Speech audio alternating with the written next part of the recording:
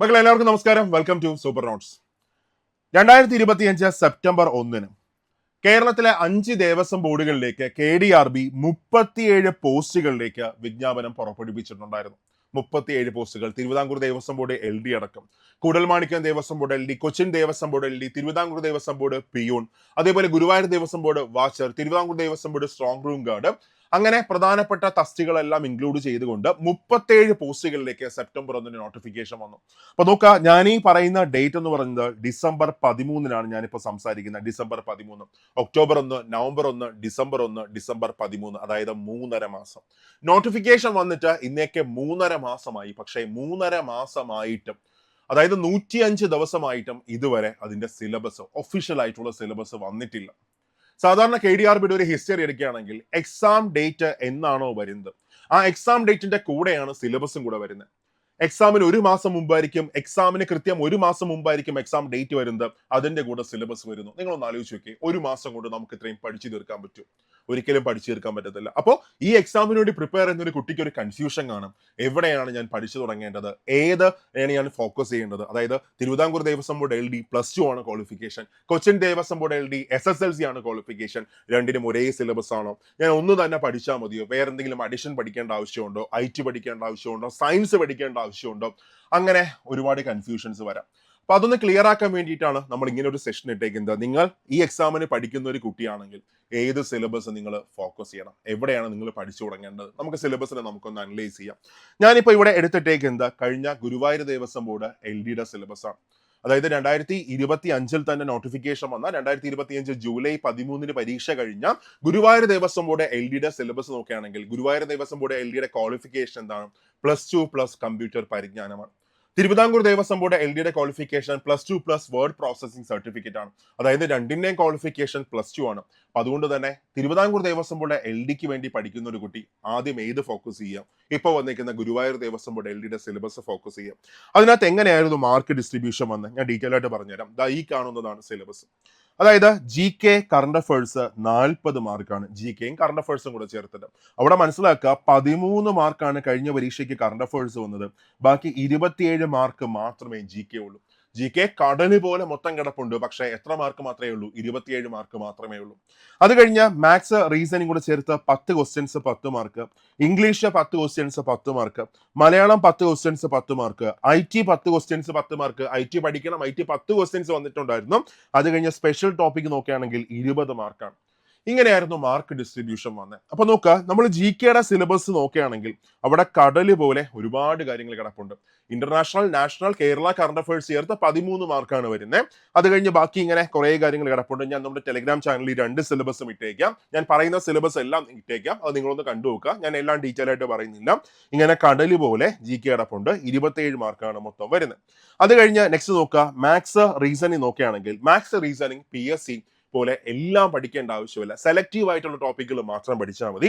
അതായത് സെലക്റ്റീവ് ആയിട്ടുള്ള ടോപ്പിക്കുകൾ എന്ന് പറഞ്ഞാൽ ഒന്ന് റേഷ്യോ ആൻഡ് പ്രൊപ്പോർഷൻ, അല്ലെങ്കിൽ അംശബന്ധം അനുപാതം, 2 അളവുകളുടെ അംശബന്ധം, 3 അളവുകളുടെ അംശബന്ധം, നേരനുപാതം, വിപരീതാനുപാതം, ശതമാനം, ശരാശരി, ഭിന്നസംഖ്യകളും ദശാംശ സംഖ്യകളും, ജാമിതീയ രൂപങ്ങളുടെ പരപ്പളവും വ്യാപ്തവും, വൃത്തം, ത്രികോണം, ചതുരം, പിന്നെ സമയവും ദൂരവും അതുമായിട്ട് ബന്ധപ്പെട്ട അടിസ്ഥാന ആശയങ്ങൾ, ദിശാബോധം, അനുക്രമങ്ങൾ, സംഖ്യാനുക്രമങ്ങൾ, അക്ഷരാനുക്രമങ്ങൾ, സാധ്യതകളുടെ ഗണിതം. ഇത്രയാണ് മാത്സിനകത്ത് പഠിക്കാനുള്ളത്. അത് കഴിഞ്ഞ് ഇംഗ്ലീഷ് നോക്കുകയാണെങ്കിൽ കടല് പോലെ ഫുള്ള് കിടപ്പുണ്ട്. ഒരുപാട്, അതായത് ഗ്രാമർ കിടപ്പുണ്ട്, വൊക്കാബുലറി മൊത്തം കിടപ്പുണ്ട്. അത് കഴിഞ്ഞ് മലയാളം നോക്കുകയാണെങ്കിൽ സാധാരണ PSC പരീക്ഷയിൽ നിന്നുള്ള വ്യത്യാസം, സാധാരണ PSC പരീക്ഷയ്ക്ക് വൊക്കാബുലറി മാത്രം മലയാളം പഠിച്ചാൽ മതി. പക്ഷെ ഇവിടെ ഫുൾ ഗ്രാമർ കിടപ്പുണ്ട്. ഗ്രാമർ മൊത്തം പഠിക്കണം. അപ്പോൾ PSC പഠിക്കുന്ന ഒരു കുട്ടി മലയാളം എക്സ്ട്രാ പഠിക്കേണ്ടി വരും, ഗ്രാമർ മൊത്തം പഠിക്കേണ്ടി വരും. ആ മൊത്തം ഇവിടെ ഇങ്ങനെ ഡീറ്റെയിൽ ആയിട്ട് കിടപ്പുണ്ട്. ഗ്രാമർ മാത്രമല്ല, വൊക്കാബുലറിയും ഇതിന്റെ കൂടെ ആഡ് ഓൺ ചെയ്യേണ്ടി വരും. അത് കഴിഞ്ഞ് നെക്സ്റ്റ് IT 10 മാർക്ക് കിടപ്പുണ്ട്. ആ 10 മാർക്ക് ഏതൊക്കെയാണ് ക്വസ്റ്റ്യൻസ് വരുന്നതും പറഞ്ഞിട്ടില്ല. അപ്പൊ നിങ്ങൾ പഠിക്കുമ്പോൾ ബേസിക്സ് മൊത്തം ഒന്ന് പഠിച്ചു വെച്ചേക്കുക. ഇൻപുട്ട് ഔട്ട്പുട്ട് യൂണിറ്റ്, ജനറേഷൻസ്, അപ്പൊ അതേപോലെ തന്നെ hardware, software, networking, then cyber law, അത് മൊത്തം ഒന്ന് പഠിച്ചു വെച്ചേക്കാം. അടുത്ത സ്പെഷ്യൽ ടോപ്പിക് നോക്കുകയാണെങ്കിൽ സ്പെഷ്യൽ ടോപ്പിക് 20 മാർക്കാണ്. സ്പെഷ്യൽ ടോപ്പിക് കുറച്ച് മാത്രമേ പഠിക്കാനുള്ളൂ. പക്ഷേ 20 മാർക്കുണ്ട്. 20 മാർക്ക് ഇവിടെ മലയാളം കൂടെ കൂടുതൽ ചേർത്തായിരിക്കും ഈ സ്പെഷ്യൽ ടോപ്പിക് വരുന്നത്.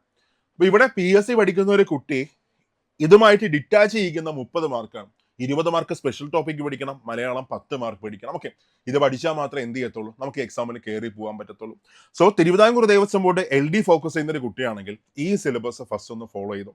കാര്യം സയൻസ് ഒഫീഷ്യൽ സിലബസ് വന്നതിന് ശേഷം മാത്രം പഠിച്ചാൽ മതി. നമുക്കറിയത്തില്ല വരുമോ ഇല്ലയോ എന്ന് അറിയത്തില്ല. പക്ഷെ കഴിഞ്ഞ തിരുവിതാംകൂർ ദേവസ്വം ബോർഡ് LD നോക്കുകയാണെങ്കിൽ അതിനകത്ത് സയൻസ് സിലബസിനകത്ത് പറഞ്ഞിട്ടുണ്ട്. പക്ഷെ ക്വാളിഫിക്കേഷൻ അവിടെ എന്തായിരുന്നു, SSLC ആയിരുന്നു ക്വാളിഫിക്കേഷൻ. പക്ഷെ ഇവിടെ ക്വാളിഫിക്കേഷനിൽ മാറ്റമുണ്ട്. അപ്പൊ അതുകൊണ്ട് സിലബസ് വന്നതിന് ശേഷം സയൻസ് പഠിക്കാം. അഥവാ സിലബസിൽ എന്തെങ്കിലും മാറ്റം വന്നാലും ഇതിന്റെ കൂടെ കഴിഞ്ഞ LGSന്റെ സയൻസ് പോർഷനും കൂടെ ആഡ് ആയി വരും, അത്രേ വരത്തുള്ളൂ. ഓക്കെ, അത് കഴിഞ്ഞ നെക്സ്റ്റ് ബാക്കിയുള്ള പരീക്ഷകൾ എന്ന് വെച്ചാൽ Cochin Devaswom board LD, Koodalmanikyam Devaswom board LD ഒക്കെ നോക്കുകയാണെങ്കിൽ അവിടെ ക്വാളിഫിക്കേഷൻ SSLC ആണ് ക്വാളിഫിക്കേഷൻ വരുന്നത്, 10ാം ക്ലാസ് ആണ്. സോ 10ാം ക്ലാസ് ക്വാളിഫിക്കേഷൻ ആയതുകൊണ്ട് തന്നെ സയൻസും കൂടെ വരാൻ സാധ്യതയുണ്ട്, പറയാൻ പറ്റത്തില്ല. അപ്പൊ സയൻസും കൂടെ ചേർത്ത് അവരൊന്ന് പഠിക്കുക. ഇതിന്റെ കൂട്ടത്തിൽ സയൻസും കൂടെ ഒന്ന് ആഡ് ഓൺ ചെയ്യുക. അപ്പൊ അവിടെ കുറച്ച് മാർക്ക് ഡിസ്ട്രിബ്യൂഷനിൽ വ്യത്യാസം വരും. എന്ന് വെച്ചാൽ സ്പെഷ്യൽ ടോപ്പിക്കിൽ ഇപ്പൊ 10 മാർക്കായിരിക്കും, ആ 10 മാർക്ക് സയൻസ് കയറി വരാം. അപ്പൊ അങ്ങനെയൊക്കെ തീരുമാനിക്കാം. അവരെന്ത് ചെയ്യുക, സയൻസും കൂടെ ചേർത്തൊന്ന് പഠിക്കുക. ഇതിന്റെ കൂട്ടത്തിൽ ഫിസിക്സ്, കെമിസ്ട്രി, ബയോളജി, ആ സെലക്ടഡ് ടോപ്പിക് ഞാൻ നിങ്ങൾക്ക് പറഞ്ഞുതരാം, അതൊന്ന് ചേർത്ത് പഠിക്കുക. ഇനി അടുത്ത് 7th ക്ലാസ് ക്വാളിഫിക്കേഷൻ, അതായത് തിരുവിതാംകൂർ ദേവസ്വം ബോർഡ് പിയൂൺ, അതേപോലെ തന്നെ കൊച്ചിൻ ദേവസ്വം ബോർഡ് കഴകം, ഗുരുവായൂർ ദേവസ്വം ബോർഡ് വാച്ച്മാൻ പരീക്ഷയ്ക്ക് അപ്ലൈ ചെയ്ത ആൾക്കാർ ഈ ഒരു സിലബസ് ഒന്ന് ഫോളോ ചെയ്യാം. കഴിഞ്ഞ Guruvayur Devaswom board 7th class qualification പരീക്ഷകളുടെ സിലബസ് ആണ്. അവിടെ മാർക്ക് ഡിസ്ട്രിബ്യൂഷൻ ഇങ്ങനെയായിരുന്നു. GK കറണ്ട് അഫയേഴ്സ് 50 മാർക്കാണ്. GK കറണ്ട് അഫയേഴ്സും 50 മാർക്ക്. അവിടെ 17 മാർക്ക് CA ആയിരുന്നു, കറണ്ട് അഫയേഴ്സ് ആയിരുന്നു. ബാക്കി 33 മാർക്ക് GK. ഇങ്ങനെയായിരുന്നു കഴിഞ്ഞ പരീക്ഷയുടെ മാർക്ക് ഡിസ്ട്രിബ്യൂഷൻ. അടുത്ത സയൻസ് നോക്കുകയാണെങ്കിൽ ഫിസിക്സ്, കെമിസ്ട്രി, ബയോളജി 20 ക്വസ്റ്റ്യൻസ് 20 മാർക്കാണ്. അടുത്ത മാത്സ് നോക്കുകയാണെങ്കിൽ 10 ക്വസ്റ്റ്യൻസ് 10 മാർക്ക്. മലയാളം നോക്കുകയാണെങ്കിൽ 10 questions 10 mark. Then special topic വന്നിട്ട് 10 ക്വസ്റ്റ്യൻസ് 10 മാർക്ക്. ഇങ്ങനെയായിരുന്നു മാർക്ക് ഡിസ്ട്രിബ്യൂഷൻ. സോ ഡീറ്റെയിലേക്ക് പോവുകയാണെങ്കിൽ കഴിഞ്ഞ LDയുടെ, അതായത് ഞാൻ കുറച്ച് മുമ്പ് പറഞ്ഞ ആ LD സിലബസിന്റെ സെയിം GK ആണ്. 2 മൊഡ്യൂൾസ് ആഡ് ആയിട്ടുണ്ട്, അല്ലാതെ ബാക്കി വ്യത്യാസം ഇവിടെ വരുന്നില്ല. GK നോക്കുകയാണെങ്കിൽ ഒരുപാട് കിടപ്പുണ്ട്. കഴിഞ്ഞ ഇപ്പൊ പറഞ്ഞ LDയുടെ ആ സെയിം സിലബസ് ആണ്. അത് കഴിഞ്ഞ സയൻസ് നോക്കിയേ. സയൻസ് വന്നിട്ട് physics, chemistry, biology. Physics, chemistry, biology 20 questions 20 മാർക്കായിരുന്നു. അപ്പൊ ഫിസിക്സിനകത്ത് നിങ്ങൾ പഠിക്കുമ്പോൾ അളവുകളും യൂണിറ്റുകളും പഠിക്കാം, ചലന നിയമങ്ങൾ പഠിക്കാം, വൈദ്യുതോർജ്ജം ഒന്ന് പഠിച്ചു വെച്ചേക്കുക, പിന്നെ വിവിധ ഊർജ്ജ സ്രോതസ്സുകളും കൂടെ ഒന്ന് പഠിച്ചു വെച്ചേക്കാം. അത് കഴിഞ്ഞ് കെമിസ്ട്രി നോക്കുകയാണെങ്കിൽ കെമിസ്ട്രിക്കകത്ത് വിവിധ ലോഹങ്ങൾ, അലോഹങ്ങൾ, മൂലകങ്ങൾ, സംയുക്തങ്ങൾ, ലോഹ സംയുക്തങ്ങൾ, ആസിഡുകൾ, ബേസുകൾ, പിന്നെ ജലം, ലായനികൾ. ഇത്രയാണ് കെമിസ്ട്രിക്കകത്ത് പഠിക്കേണ്ടത്. അത് കഴിഞ്ഞ് ബയോളജിയിലേക്ക് പോകുമ്പോൾ ജീവജാലങ്ങളും ആവാസ വ്യവസ്ഥയും, പിന്നെ പ്രകാശ സംശ്ലേഷണം, മനുഷ്യ ശരീരത്തിലെ അവയവ വ്യവസ്ഥകൾ, പോഷകാഹാരം, വൈറസ് രോഗങ്ങൾ, പിന്നെ അത് കഴിഞ്ഞ് രോഗങ്ങൾ മൊത്തം ഒന്ന് പഠിച്ചു വെച്ചേക്കുക. അവിടെ നിന്നൊക്കെ ക്വസ്റ്റ്യൻസ് വരും. ഇങ്ങനെയാണ് സയൻസ് നമ്മൾ പഠിക്കേണ്ടത്. അത് കഴിഞ്ഞ് മാത്സ് നോക്കുകയാണെങ്കിൽ മാത്സിനകത്ത് കുറച്ച് ടോപ്പിക്കുകൾ ആഡ് ആയിട്ടുണ്ട്. അതായത് LDയുടെ അതേ സിലബസ് അല്ല, കുറച്ച് ടോപ്പിക്കുകൾ കൂടുതൽ വന്നിട്ടുണ്ട്. അതായത് ശ്രേണികൾ, ഗണിത ശ്രേണികൾ, ശതമാനം, പലിശ, സാധാരണ പലിശ, കൂട്ടുപലിശ, ശരാശരി, ഇതൊക്കെ എക്സ്ട്രാ വരുന്ന ടോപ്പിക്കാണ്. അപ്പൊ അവരൊക്കെ ഈ ടോപ്പിക്കുകൾ മസ്റ്റായിട്ട് പഠിക്കുക. അംശബന്ധം, അനുപാതം, 2 അളവുകളുടെ അംശബന്ധം, 3 അളവുകളുടെ അംശബന്ധം, ശ്രേണികൾ, പിന്നെ ശതമാനം, കൂട്ടുപലിശ, സാധാരണ പലിശ, ശരാശരി, ഭിന്നസംഖ്യകളും ദശാംശ സംഖ്യകളും, അതേപോലെ പ്രോഫിറ്റ് ആൻഡ് ലോസ്, ജാമിതി രൂപങ്ങളുടെ പരപ്പളവും സമയവും ദൂരവും, പിന്നെ ദിശാവബോധം, കലണ്ടറും തീയതിയും, അനുക്രമങ്ങൾ, സംഖ്യാനുക്രമങ്ങൾ, പിന്നെ സാധ്യതകളുടെ ഗണിതം. ഇത്രയാണ് അവർ മാത്സ് പഠിക്കേണ്ടത്. LDയെക്കാളും കൂടുതൽ പഠിക്കാനുണ്ട് കേട്ടോ 7th. അത് കഴിഞ്ഞ നെക്സ്റ്റ് ബാക്കി മലയാളം നോക്കുകയാണെങ്കിൽ പ്രാദേശിക ഭാഷ മലയാളം നോക്കുകയാണെങ്കിൽ മറ്റേ സെയിം തന്നെയാണ്, വേറെ വ്യത്യാസമൊന്നുമില്ല. LDയുടെ അതേ സിലബസ് കൂടെ വൊക്കാബുലറി മൊത്തം ചേർന്ന് വരുന്നുണ്ട്. അപ്പൊ അത്രയാണ് മലയാളം പഠിക്കേണ്ടത്. പിന്നെ സ്പെഷ്യൽ ടോപ്പിക് നോക്കുകയാണെങ്കിലും സെയിം ആണ്. LDക്കും LGSനും ബാക്കി എല്ലാത്തിനും സെയിം സ്പെഷ്യൽ ടോപ്പിക്കാണ് വരുന്നത്. അപ്പൊ ഈ സിലബസ് നിങ്ങൾ ഫോളോ ചെയ്തോ. ഓക്കെ അല്ലേ? സെറ്റാണ്. ഇനി നിങ്ങൾ പഠിച്ചു തുടങ്ങിയായിരുന്നു, അതാണ് എൻ്റെ ഫസ്റ്റ് ക്വസ്റ്റ്യൻ. സിലബസ് ബാക്കിയെല്ലാം പറഞ്ഞു, നിങ്ങളിപ്പോൾ പഠിച്ചുകൊണ്ടിരിക്കുകയായിരിക്കും. ഞാനൊരു ക്വസ്റ്റ്യൻ ചോദിച്ചോട്ടെ. കൺസിസ്റ്റന്റ് ആയിട്ട് നിങ്ങൾക്ക് വർക്ക് ചെയ്യാൻ പറ്റുന്നുണ്ടോ? കൺസിസ്റ്റന്റ് ആയിട്ട് നിങ്ങൾക്ക് പഠിക്കാൻ പറ്റുന്നുണ്ടോ? എല്ലാ ദിവസവും ബ്രേക്ക് കൊടുക്കാതെ പഠിക്കാൻ പറ്റുന്നുണ്ടോ? ഒരുപാട് പേരുടെ ഉത്തരം നോ എന്നായിരിക്കും. അല്ലെങ്കിൽ ചിലപ്പോൾ നോട്ടിഫിക്കേഷൻ വന്ന സമയത്ത് ഭയങ്കര തീയായിട്ടൊക്കെ എല്ലാവരും അപ്ലൈ ചെയ്തു, ആഹാ ഹൂഹു എന്നൊക്കെ പറഞ്ഞ് എല്ലാവരും അപ്ലൈ ചെയ്തു. പക്ഷെ കുറച്ച് ദിവസം കഴിഞ്ഞപ്പോൾ ആ തീയൊക്കെ പതുക്കെ അങ്ങ് അണഞ്ഞ് പഠിത്തമൊക്കെ താഴേക്ക് വന്നു. പക്ഷെ എല്ലാവരുടെയും മനസ്സിനകത്ത് ഒരു ആഗ്രഹം കാണും, എനിക്കൊന്ന് റീസ്റ്റാർട്ട് ചെയ്യണം, ഈ പരീക്ഷയ്ക്ക് വേണ്ടി എനിക്കൊന്ന് റീസ്റ്റാർട്ട് ചെയ്യണം, സമയമുണ്ടോ? അങ്ങനെയൊക്കെ ചിന്തിച്ചിരിക്കുകയായിരിക്കും. മക്കളെ, ജനുവരി മാസത്തെ എക്സാം കലണ്ടർ എന്തായാലും വന്നിട്ടുണ്ട്. അപ്പൊ അതിനകത്ത് ഈ പരീക്ഷയില്ല. ഇനി എക്സാം നമുക്ക് എപ്പോൾ പ്രതീക്ഷിക്കാം? ഫെബ്രുവരിയിൽ പ്രതീക്ഷിക്കാം. അപ്പൊ അങ്ങനെയാണെങ്കിൽ ഇനിയും നിങ്ങളുടെ മുമ്പിൽ സമയമുണ്ട്. ഒരു 19 ദിവസം കിടപ്പുണ്ട്. ഇപ്പൊ ഫെബ്രുവരി 10 തന്നെ എടുക്കുകയാണെങ്കിൽ തന്നെ ഇപ്പൊ ഡിസംബർ 13, ജനുവരി, ഫെബ്രുവരി, ഏതാണ്ട് ഒരു 10-60 ദിവസം കിടപ്പുണ്ട്. ഇനിയും നിങ്ങളൊന്ന് മനസ്സ് വെച്ചാലും നിങ്ങൾക്ക് ഈ എക്സാമിനെ പിടിക്കാൻ പറ്റുന്നേ ഉള്ളൂ. LD തന്നെ 15,000 പേരെ അപ്ലൈ ചെയ്തിട്ടുള്ളൂ. അതിനകത്ത് എല്ലാവരും ക്വാളിഫിക്കേഷൻ ഉള്ള ആൾക്കാരൊന്നും ആയിരിക്കത്തില്ല. സോ LD 15,000 പേരേ ഉള്ളൂ. ബാക്കിയുള്ള പോസ്റ്റുകളാണെങ്കിൽ അതിനേക്കാളും ഒരുപാട് കുറവാണ്.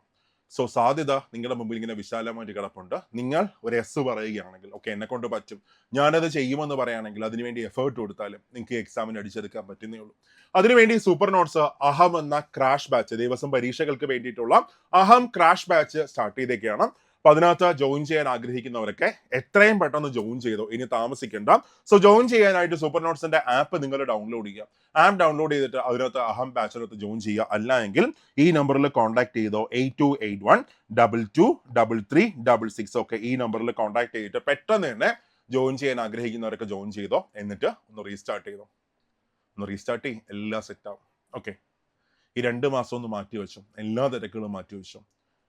അടുത്ത വർഷം പകുതിയൊക്കെ ആവുമ്പോൾ സർവീസിൽ കയറാം. അപ്പോൾ യെസ് ഒന്ന് തീരുമാനിച്ചിട്ട് പ്രിപ്പറേഷൻ സ്റ്റാർട്ട് ചെയ്തോ. ഞങ്ങൾ സൂപ്പർ നോട്ട്സ് നിങ്ങളുടെ കൂടെയുണ്ട്. ഏറ്റവും മികച്ച ക്ലാസ്സസ് ആയിരിക്കും, അടിപൊളി നോട്ട്സ് ആയിരിക്കും. അതായത് ഒരു ഫാക്കൽറ്റി ക്ലാസ്സിനകത്ത് എന്തൊക്കെ പറയുന്നു ആ പോയിന്റ്സ് എല്ലാം ഇൻക്ലൂഡ് ചെയ്തുകൊണ്ടുള്ള പ്രിന്റ് റെഡി ആയിട്ടുള്ള PDF ആയിരിക്കും.